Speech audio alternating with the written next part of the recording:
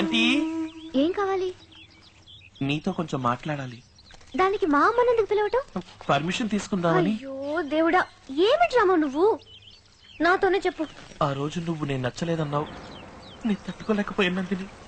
నీళ్ళలో దూకి ఆత్మహత్య చేసుకోపోయాను. అయ్యో, ఆత్మహత్య చేసుకోవడం చట్ట ప్రకారం తప్పు. అందుకే లేచొచ్చేసాను. నీకే విధంగా ఉంటే నచ్చుతుందో చెప్పు నందిని. నన్ను నేను మార్చుకుంటాను. నువ్వెందుకు మారటం? నేను మర్చిపోలేకపోతున్నాను. చావటానికి దారి లేదు. నాకేమి చేయాలో తెలియడం లేదు నందిని. ముడి తీసేనా? జీన్స్ వేసుకోనా? టీషర్ట్స్ షూస్ వేసుకుని మైకేల్ జాక్సన్ వల్ల నడిచిరానా? మనిషికి మేకప్ వేయొచ్చు, మనసుకి మేకప్ వేయలేవు. నువ్వు నీలాగే ఉండు. నేను ఇలా ఉంటే నీకు నచ్చలేదు కదా నందిని. నువ్వెలా ఉన్నా నువ్వు నాకు నచ్చావు రామా. ఏం నందిని? నీ ఇంకొకరిని ప్రేమిస్తున్నాను.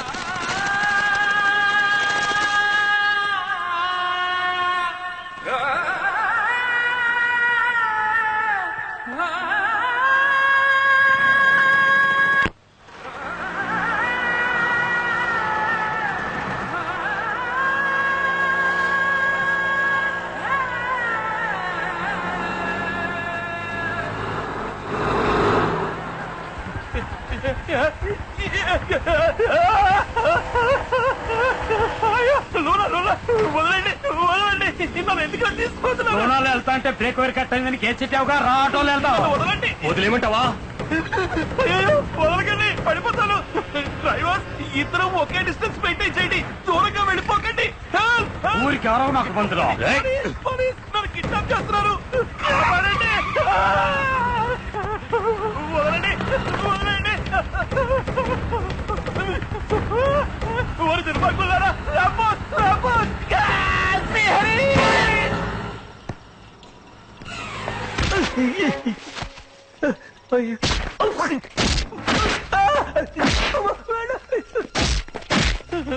నేనేమన్నా గొడవలకు పోయామన్నా?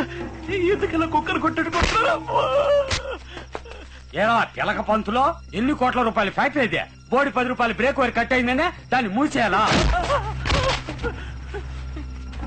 బ్రేక్ వైర్ క్వాలిటీగా ఉండద్దా? మళ్ళీ మళ్ళీ అదే మాట్లాడతావు. మళ్ళీ కోర్టు పక్క వెళ్తావట. మీకు మళ్ళీ నేను తిరిగి కొట్టలేదు. ఏదో పెరుగన్న తినేవాడిని. నొప్పిగా ఉంది. పెట్టావా?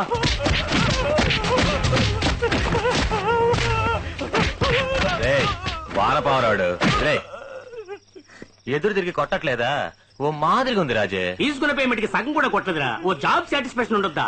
అంతే కదా, వదిలే. వదిలేయండి, వదిలేయండి ప్లీజ్. నేను ఇంటికి వెళ్ళాలి. ఇక మూసే. ఇప్పుడు ఉతుకు మావా.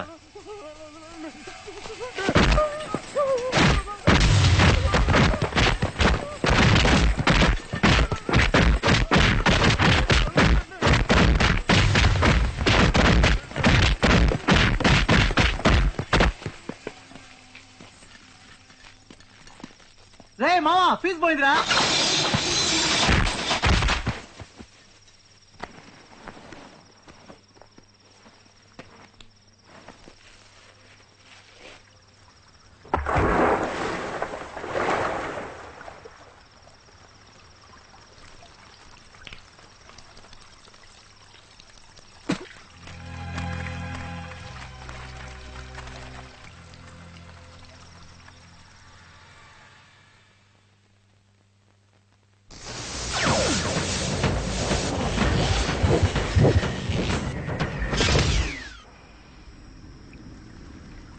నీ అబ్బా రే.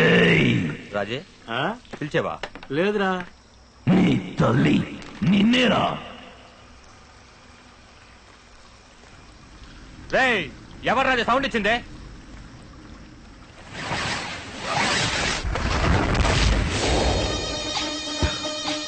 నేనేరా. రే అటు చూడు, సావ దెబ్బలు తిన్న రామం టక్కున లేచి నిల్చున్నాడు. ఎవరా రామం? నేను రామం కాదు. రామం అక్కడ దెబ్బల దగ్గర పడున్నాడు. నే అపరిచితుణ్ణి. చిన్న ఏంద్రేవుడు వింతగా ఉన్నాడు, కన్ఫ్యూజ్ చేస్తున్నాడా? కోటిని కోటిడికి బుర్ర తిరిగి ఉంటది. ఎరా లుచ్చా నా కొడకల్లారా, ఒక అమాయకుడు దొరికాడని అంత ఇదిగా కొడతారా?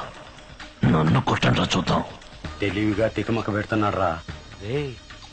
ఆడు తిన్న తన్నులకి వారం రోజులు లేవటమే కుదరదు. ఇదేదో ఎవ్వరంలా ఉండేట్టుందే.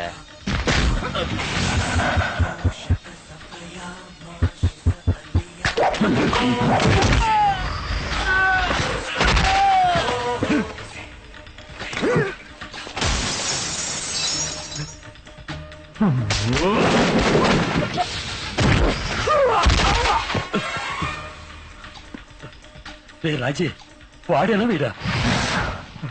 వాడు కాదురా, ఏముడు.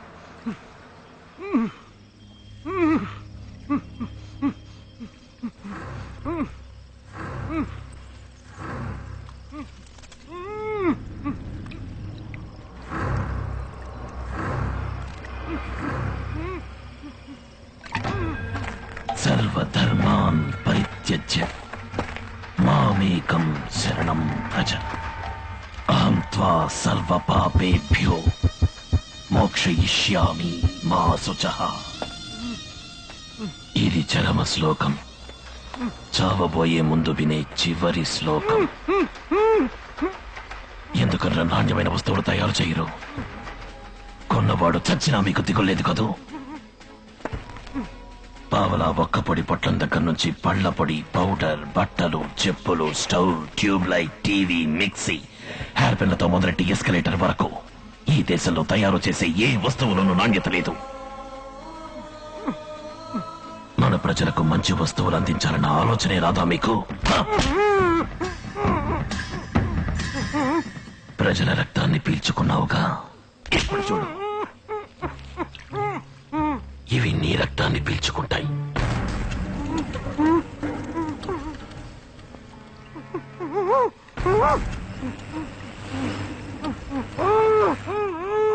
నీ నీకు ఇవి ఆహారం కాదు, వీటికి నువ్వే ఆహారం.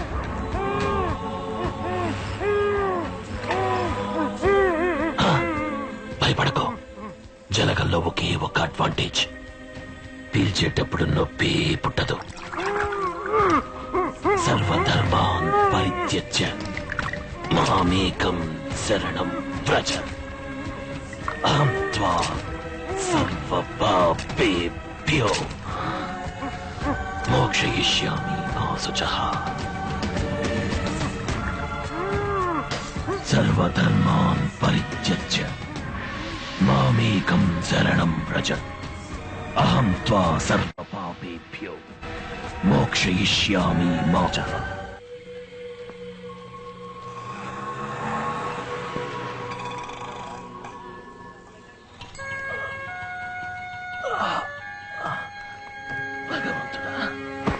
చెప్పండి.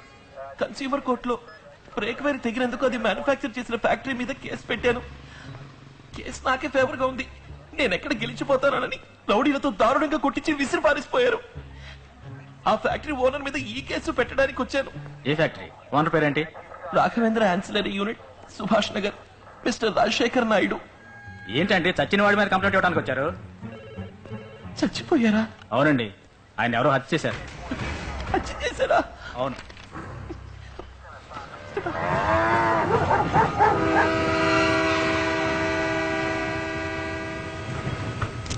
ఏమయ్యా, బాడీని తీసుకెళ్లే వాళ్ళు వచ్చారా లేదా? వచ్చారు సార్. వెళ్ళి పిలవయ్యా. తొందరగా. పొద్దున్న తాగుడేంటో కంపు బ్రతుకు సార్. రోజుకి 4 శవాలను ఎక్కించి తింటుంటాం. టానిక్ పడితేనే కానీ పని చేయలేం. త్వరగా రండి. దో, వచ్చేస్తున్నావు.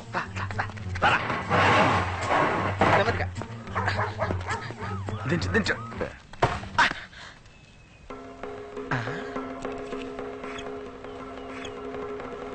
బాస్, ఏంటి? వెంట్రుక ఏయ్, కాదు బాస్, ఎంత పెద్ద వెంట్రుక చూడండి. మనం ఇన్ని రోజులుగా వెతుకుతోంది హంతకుణ్ణి కాదు, హంతకు రాల్ని. గుడ్. జాగ్రత్తగా ఉంచు. ఆ, ల్యాబ్ పంపించి డిఎన్ఏ టెస్ట్ చేద్దాం. ఆ, ఏంటి బాస్ వెతుకుతున్నారు? ఏదో ఒకటి రాసి పెట్టిపోతాడే. అవును కదా.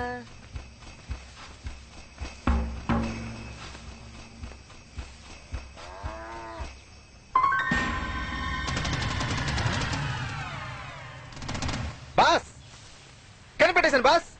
ఈ హత్యకు వాడు పెట్టిన పేరేంటో తెలుసా? జీడిపప్పు పకోడి.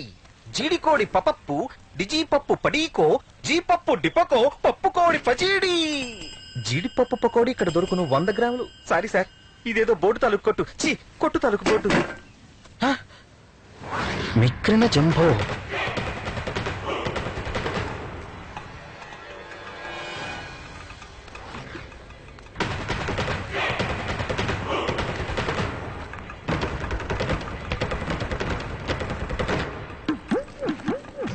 రామో, కేసు పెట్టాను. ఏమైందిరా? ఆచారి, కూర్చో కూర్చో. ఆ దెబ్బలేమిట్రా? ఓ కేసు విషయంలో ఎక్స్పర్ట్ వాళ్ళు రౌడీలతో కొట్టించారు. నాతో ఒక మాట చెప్పుండొచ్చు కదా. పోనీ పోలీసులకైనా కంప్లైంట్ ఇచ్చావా లేదా? ఇచ్చాను. ఆ, వీరు వీరు మన ఫ్రెండే. పేరు చిలకమర్తి సత్యనారాయణ. నువ్వు వినే ఉంటావే.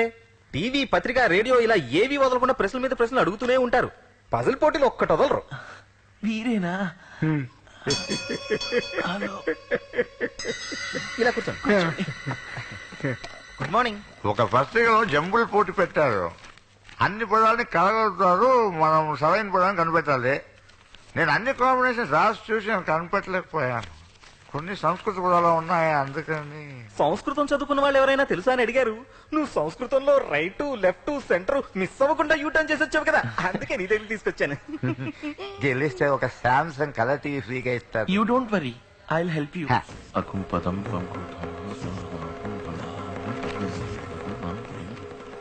అంధకూపం కభీం కూపం కభీకం కుంభీపాకం మిక్కిన జంభో విజం కృణభో ఓం జంభో కృణభ్యోమి కృణభో విజం క్రిమిభోజనం. సంస్కృతమే. ఇవన్నీ ఏంటి? ఇవన్నీ పాపం చేసిన వాళ్ళకి నరకంలో విధించే శిక్షల యొక్క పేర్లు. అతి ముఖ్యమైనవి 21 నరకాలు, మొత్తం 84 లక్షలకు పైనే. గరుడ పురాణంలో వీటి గురించి వివరంగా వ్రాస్తుంది. వీటికి అర్థం ఏంటి? నాన్న, ఓసారి గరుడ పురాణం తీసుకొస్తారా?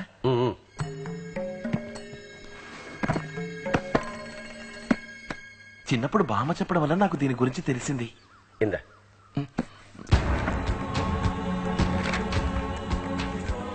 అంత కోపం అంటే పాడుపడిన చీకటి గుహలోకి తీసుకెళ్లి జంతువుల ద్వారా చిత్రవధ చేసి చంపటం. ద్రోహం చేసే వాళ్ళకి, హత్యలు చేసే వాళ్ళకి, తోటి ప్రాణుల్ని పట్టించుకునే వాళ్ళకి ఈ శిక్ష. కుంభీ పాకం అంతే. ఇది అందరికీ తెలిసినటువంటి శిక్షే. నూనె బాండ్లీలో పడేసి వేయించటం.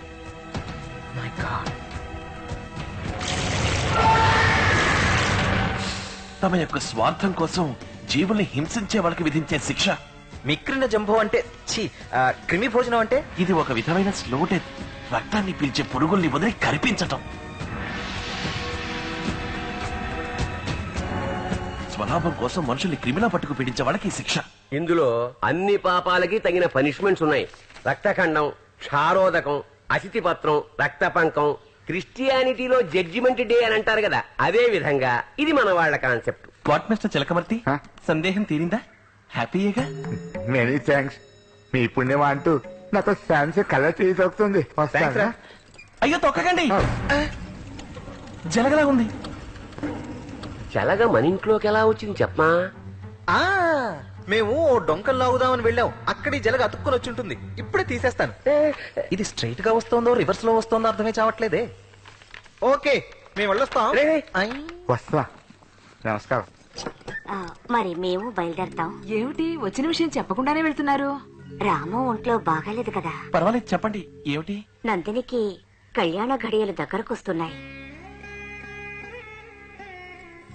సారిగా ఇవ్వడానికి గాజువాకలో 300 గజాలు చూసాం. అది రిజిస్ట్రేషన్ చేయాలి.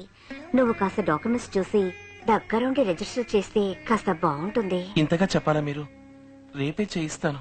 ఏమా నీకు ఇంకెవ్వరూ దొరకలేదా? అట్నుంచి కోర్టుకి తను రిజిస్టర్ ఆఫీస్ కూడా వచ్చి అడ్డదిడ్డగా రూల్స్ మాట్లాడతాడు. నైవే కదే, రోజు మాట్లాడటం వల్ల లంచం ఉండదు. లారీ ఫీజు ఎంత ఇచ్చినా తీసుకుంటాడు. వెళ్ళు. సరే నీ ఇష్టం. ఇదిగో కూర్చో.